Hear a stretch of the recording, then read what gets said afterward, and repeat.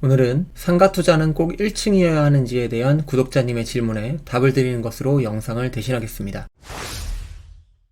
자산의 가치와 자산의 가격은 별개입니다. 자산의 가격은 경기와 심리를 반영하기 때문에 자산의 가치 대비 더 오르기도 하고 더 내리기도 합니다. 하지만 장기적으로 큰 그림에서 보면 가치와 가격은 결국 동행합니다. 그래서 코스톨라니는 이런 명언을 남깁니다. 기업의 가치와 주식의 가격은 주인과 개의 산책과 같다. 개가 주인보다 앞서거니 뒤서거니 할 수는 있어도 주인을 떠날 수는 없다. 주식이든 부동산이든 자산의 가치는 어떠한 자산이 얼마만큼의 부가가치를 창출할 수 있는지에 달려있고, 가격은 앞서거니 뒤서거니 경기나 심리 따라 제 맘대로이기 때문에 우리는 가치의 판단 근거를 두고 흔들리지 않는 연습이 필요합니다. 상가라는 자산의 가치도 얼마만큼 부가가치를 창출할 수 있느냐에 달려있습니다. 부가가치를 가장 많이 창출하는 상가는 어디일까요? 당연히 서울 수도권의 1층 코너각지의 상가입니다. 왜 수도권일까요? 인구 밀도가 빽빽하기 때문에 반경 내에 제품이나 서비스를 팔 수 있는 유효 인구가 많기 때문이죠. 왜 1층 코너 자리가 좋을까요? 장사를 할 입장에서 상가의 가치는 크게 두 가지에 의해 결정됩니다. 접근성과 가시성. 굳이 찾아가지 않아도 지나다 자연스레 찾아 들어올 수 있는 곳, 굳이 홍보하지 않아도 지나가다 간판만 보고도 들어올 수 있는 곳. 1층 코너 자리가 이 접근성과 가시성이 가장 뛰어나기에 가장 좋은 상가인 것입니다. 음식이든 제품이든 딱히 진짜 엄청난 차이가 나기는 쉽지 않습니다. 맛집이라고 해도 정말 대단한 차이가 나는 곳은 흔치 않죠. 대부분은 굳이 멀리까지 찾아오게 할 능력이 없기 때문에 지나가다 자연스레 들릴 수 있는 접근성 자체가 경쟁력이 되곤 합니다. 1층이면 다른 층보다 접근하기 훨씬 쉽고, 코너 자리면 양면에서 접근하기 더 쉽죠. 굳이 장사하는 사람들이 1층에 들어가는 이유는 바로 간판 때문입니다. 많은 사람이 잘 볼 수 있는 자리에 간판을 걸기 위해 권리금을 몇 억씩 쓰는 겁니다. 일종의 마케팅비죠. 이면골목의 값싼 상가에서 배달 장사를 하면 매달 들어가는 광고비를 무시할 수 없습니다. 몇 년 장사하다 보면 결국 광고비가 좋은 자리 상가의 권리금을 상회하게 됩니다.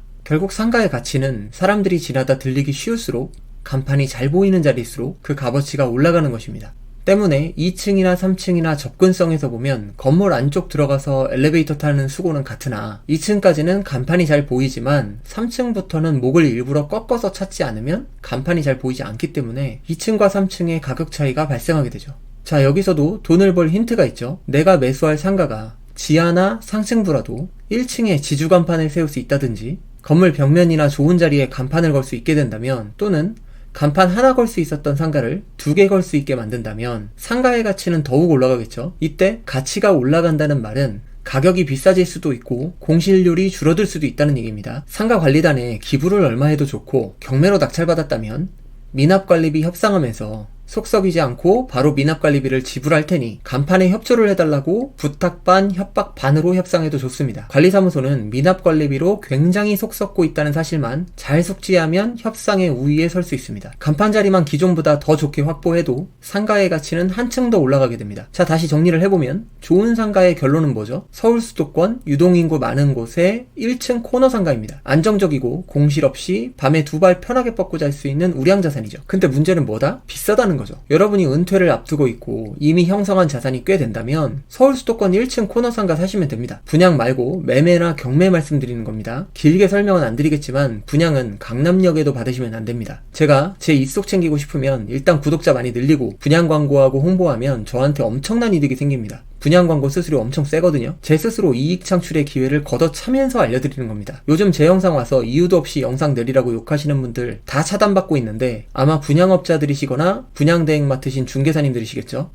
욕 좀 먹어도 어쩔 수 없습니다. 단언컨대 분양받아서 돈을 번다거나 꿈꾸던 좋은 수익률을 가져갈 확률은 1%도 안 될 겁니다. 잠깐 말이 옆으로 샜는데 다시 상가 얘기로 돌아가 보면 다수 투자자들의 문제는 우량 상가를 살 돈이 없다는 겁니다. 그래서 돈을 벌고 싶은 분들은 못난이 상가에도 관심을 많이 가져야 합니다. 수도권 외곽 상가, 건물 안쪽에 있는 내측 상가, 번거로운 경매 물건, 지하나 2층 같은 비인기 물건, 지방 물건, 현재 공실인 물건, 조금은 인기도 없고 난해한 물건부터 접근하다가 자산이 커질수록 안전한 인기 투자처로 옮겨가는 게 시장에 참여하는 약자의 전략일 수 있습니다. 못난이 건물들 중에 진주를 발견하고 성형하고 화장시켜서 예쁘게 만들고 못난이 상가로 돈을 벌어서 우량자산으로 점점 갈아타는 과정을 거쳐 가다 보면 어느새 좋은 건물들로 갈아탈 수 있는 수준이 되어 있을 것입니다. 제가 처음 시작했던 상가는 고작 3평짜리 대로변에서 보이지도 않는 내측 상가부터 출발했습니다. 당시 100만원 가지고 출발할 수 있는 상가는 그것밖에 없기도 했고 무조건 수익률 낼 수 있다는 확신과 그에 앞선 조사 때문이었습니다. 일반적으로 건물 내측 상가는 공실 발생의 위험이 상당히 커서 비인기 품목입니다. 하지만 그 중에도 괜찮은 지역과 물건이 있습니다. 지금이야 단지 내 상가들이 인기가 많아졌지만 제가 처음 시작하던 때는 사람들이 단지 내 상가 쳐다도 안 볼 때였습니다. 하지만 그 중에서도 꾸준히 풀피 물건을 찾아내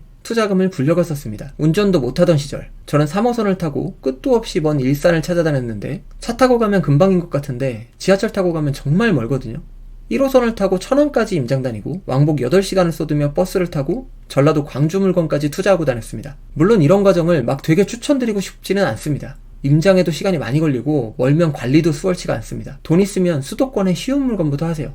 하지만 돈 없는 사람들은 어쩌겠어요. 시간과 노력이라도 투자를 해야죠. 저는 이런 투자들로 여러 파이프라인을 만들고 경험을 쌓았으며 그 경험들을 결과로 업계에서도 압도적인 성과를 낼 수 있었습니다. 만약 여유 자금이 충분치 않고 가진 건 열정과 시간뿐이라면 못난이 상가들도 눈여겨보고 방법을 연구해보세요. 공부를 충분히 해야 합니다. 사람들이 꺼리는 건 꺼리는 이유가 있겠죠. 그 이유를 돌파하고 극복해낼 수 있는 실력을 만들어가다 보면 자연히 돈도 만들어낼 수 있습니다. 오늘 영상 요약하겠습니다. 자산이 충분하지 않다면 비인기 상가들도 주목해서 연구하고 실패하지 않기 위한 실력부터 기르자.